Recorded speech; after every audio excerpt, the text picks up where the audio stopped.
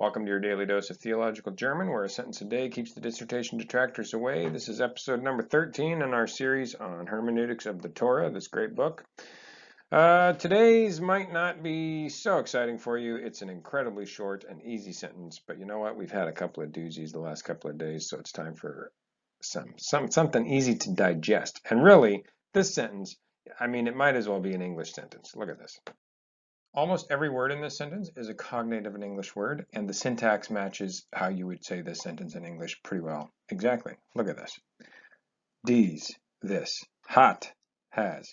Konsequenzen, consequences. Für, for. Den, the. We'll come back to that word. Der, the. Folgenden, following. Studie, study.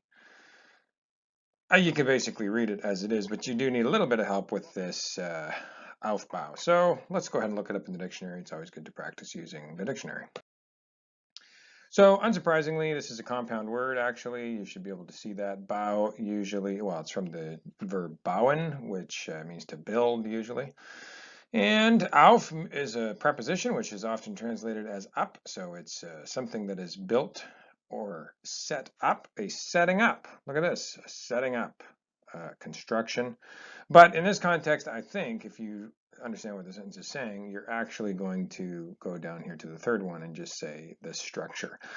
Construction and structure, you can use construction to refer to a structure, but sometimes the word construction implies more of the verbal idea, whereas here I think it really is just referring to the structure of it, the structure of the book, the study that the author is using. So in case you missed it, let's just actually translate the whole sentence.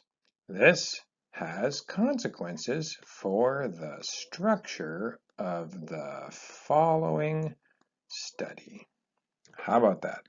But just for bonus material, because, this is such a short and easy sentence, I do just want to point out with this word here, hat, when you get to that verb, this is the third person singular of haben, you want to make sure that you check your sentence for any other verbs, because the perfect tense in German is formed with an auxiliary, often haben, and at the end of the sentence then you would have a participle, and that would tell you that you were dealing with a perfect tense construction. And so you do want to just, check that. You can't just assume from the outset that haben is going to mean have or has, as in this case, you're going to translate it.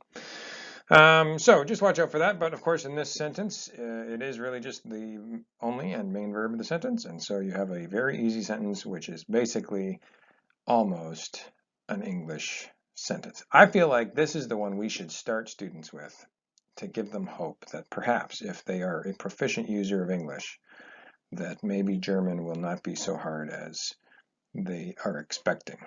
Of course, the honeymoon would be short, but I digress. Hope you enjoyed today's episode. See you tomorrow.